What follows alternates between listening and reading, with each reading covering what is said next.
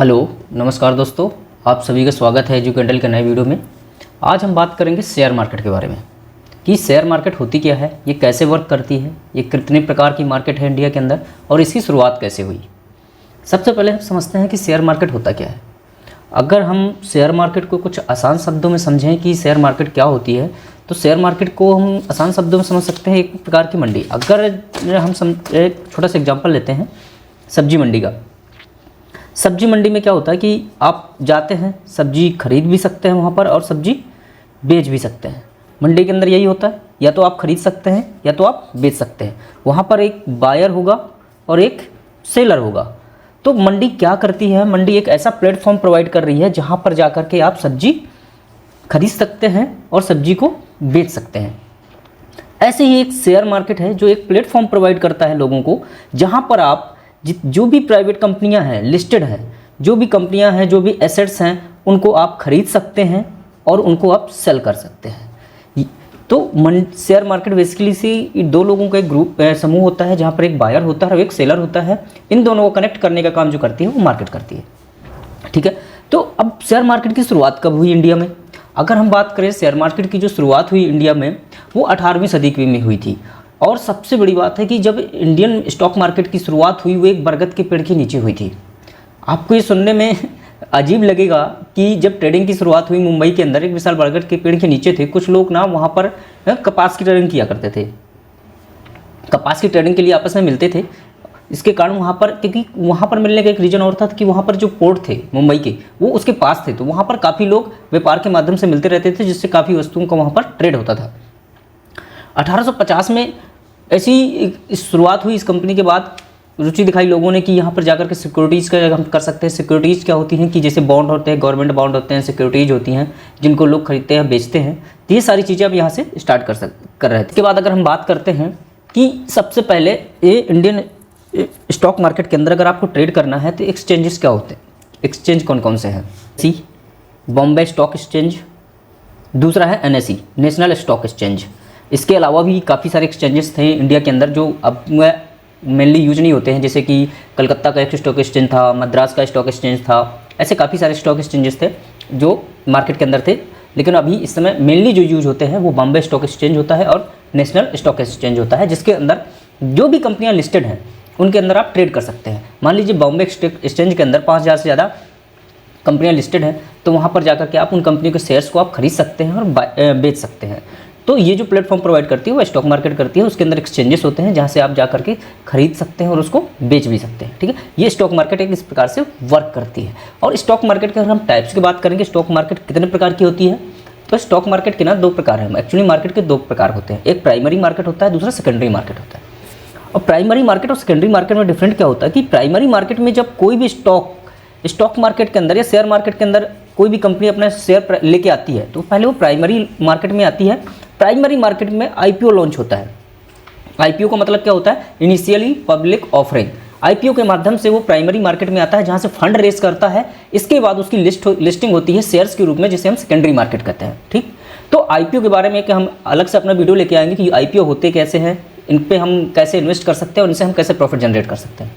तो primary market में क्या होता है कि स्टॉक एक्सचेंज में फंड रेज करने के लिए कोई भी कंपनी अपना IPO लेकर के आती है। जब IPO लेकर के आती है तो वहाँ से लोग IPO खरीदते हैं। इसके कुछ दिन बाद उस IPO की जो लिस्टिंग होती है स्टॉक एक्सचेंज में या शेयर्स के रूप में, जब वो पब्लिकली आता है ट्रेडिंग करने के लिए, तब उसे वो आता है सेकेंडरी मार्केट में। जब वो सेकेंडरी मार्केट में आ जाता है वो शेयर, तो उस शेयर के अंदर आप बाई भी कर सकते हो और सेल भी कर सकते हो। तो IPO में ओनली आप IPO को खरीद सकते हो। सेकेंडरी मार्केट में उसके आने के बाद आप आपके जो शेयर्स आपने IPO के रूप से खरीदे थे उन्हें आपके आके सेकेंडरी मार्केट में उन्हें सेल करके अपने प्रॉफिट भी निकाल सकते हैं। तो इस प्रकार से मार्केट वर्क करती है। प्राइमरी मार्केट, किसी भी स्टॉक को अगर स्टॉक मार्केट में आना है, किसी भी कंपनी को अगर स्टॉक मार्केट में अपना शेयर्स लॉन्च करना है, तो सबसे पहले वो प्राइमरी मार्केट में अपना IPO के माध्यम से जुड़ेगी या IPO के माध्यम से वो प्राइमरी मार्केट में आएगी। इसके बाद उसकी लिस्टिंग होगी सेकेंडरी मार्केट में, जहाँ पर उसके स्टॉक और शेयर्स आपको टर्मिनल के रूप में और मार्केट के रूप में फ्लक्चुएट करते नजर आएंगे। ठीक है, इसके बाद हम बात करते हैं कि मार्केट के अंदर किस प्रकार की, कितने प्रकार की मार्केट होती है, कैसे कैसे मार्केट हैं, कहाँ पे हम कैसे कैसे मार्केट के अंदर काम कर सकते हैं। पहला जो मार्केट हम बात करेंगे वो होती है इक्विटी मार्केट। एक्चुअली में इक्विटी मार्केट होती क्या है? इक्विटी मार्केट का हम समझते हैं, एक सिंपल सी चीज़ें हैं कि इक्विटी मार्केट के अंदर आप उन्हीं स्टॉक के अंदर काम कर सकते हैं इक्विटी मार्केट के अंदर आपको प्राइवेट हो, चाहे प्राइवेट हो, चाहे गवर्नमेंट हो, चाहे लिमिटेड हो, ठीक है, तो उन कंपनियों के वहाँ पर शेयर्स होते हैं जिनके आप कंपनी के शेयर्स खरीदते हैं और शेयर्स को बेचते हैं। जहाँ पर प्राइवेट लिमिटेड और प्राइवेट और गवर्नमेंट कंपनियों के शेयर्स को खरीद सकते हैं, बेच सकते हैं, उसे हम इक्विटी मार्केट कहते हैं। शेयर्स में आपको बाइंग और सेलिंग शेयर्स के रूप में होती है। अगर हम अब बात करते हैं दूसरी मार्केट की, जिसे हम बोलते हैं कमोडिटी मार्केट। कमोडिटी मार्केट क्या होती है? कमोडिटी मार्केट के अंदर आप जो भी डेली यूज की चीज़ें होती हैं, जिन्हें आप यहाँ पर ट्रेड कर सकते हैं, जिन पे आप खरीद सकते हैं, जिन्हें आप यहाँ पर ऑनलाइन बेच सकते हैं, ठीक। जैसे गोल्ड हो गया, क्रूड ऑयल हो गया, आपके गेहूँ, बहुत सी चीज़ें हैं, कॉपर है, एल्युमिनियम है, ऐसे जो चीज़ें हैं जो डेली यूज में आप यूज करते हैं, ये डेली यूज में आप इन्हें देख सकते हैं। इन सब चीज़ों को यहाँ पर ट्रेडिंग कर सकते हैं कमोडिटी मार्केट के अंदर। और कमोडिटी मार्केट के अंदर मेनली जो आपको चीज़ें होंगी वो डिजिटल फॉर्मेट में ही होती हैं। चाहे आप इक्विटी मार्केट में भी करें, आपका जो भी ट्रांजेक्शन होगा वो डिजिटल फॉर्मेट में होगा। कमोडिटी में भी जो भी आप ट्रेड करेंगे वो भी आपका डिजिटल फॉर्मेट में ही होगा। अगर आपने कमोडिटी के अंदर गोल्ड ट्रेड करते हैं तो आपको फिजिकल रूप में नहीं मिलता, आपको एक डिजिटल रूप में मिलता है, जिसको आप कभी भी खरीद सकते हैं और कभी भी उसको बेच सकते हैं। तो जो भी कमोडिटी के अंदर मार्केट का वर्क होता है, कमोडिटी मार्केट के अंदर आप देख सकते हैं कि यहाँ पर आपको गोल्ड मिल जाएगा, कॉर्न मिल जाएगा, कोल मिल जाएगा, शुगर मिल जाएगा, व्हीट मिल जाएगा, कॉफ़ी मिल जाएगा, सोयाबीन मिल जाएगा, क्रूड ऑयल मिल जाएगा, सिल्वर मतलब चांदी मिल जाएगी, जहाँ पर आप ट्रेड कर सकते हैं। इन सब चीज़ों के अंदर आप कमोडिटी के मार्केट के अंदर आप काम कर सकते हैं, ठीक है। इसके बाद हम बात करते हैं तीसरी मार्केट की। तीसरी मार्केट जो होती है वो हम बोलते हैं उसे करेंसी मार्केट। करेंसी मार्केट को नाम से ही समझ में आता है कि यहाँ पर करेंसी की ट्रांजैक्शन होती है, ठीक है।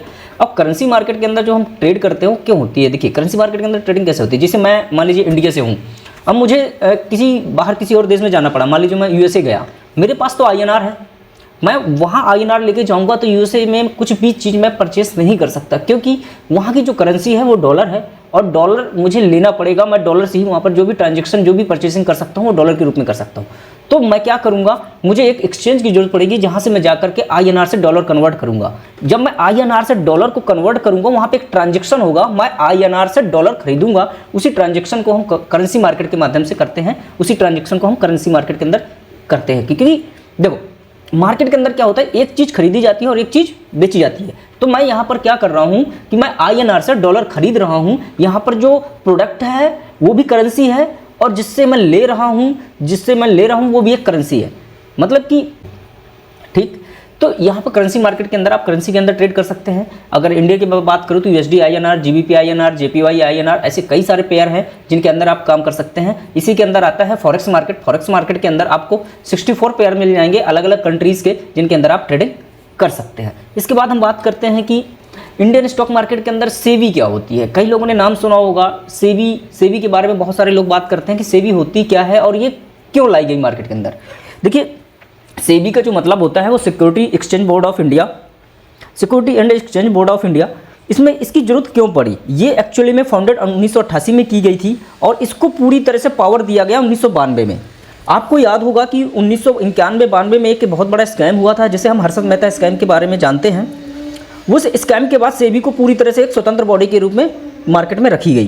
क्यों? क्योंकि वो इन सब चीज़ों पर निगरानी रखे कि जो मार्केट के अंदर ट्रांजैक्शन हो रहे हैं, कोई मार्केट को मैनिपुलेट तो नहीं कर रहा है, कोई मार्केट के पीछे अनएथिकल काम तो नहीं चल रहे हैं। क्योंकि किसी भी कंपनी का शेयर प्राइस अगर मार्केट के अकॉर्डिंग से काफ़ी तेज़ी से बढ़ रहा है तो कहीं ना कहीं सेबी उस पर नज़र रखेगी कि ऐसा क्या हो रहा है इस कंपनी के अंदर, या रियली में ये प्रॉफिट इतना जनरेट कर रही है या फिर मार्केट को मैनिपुलेट करके इसके जो ऑपरेटर हैं इस प्राइस को ऊपर ले जा रही है।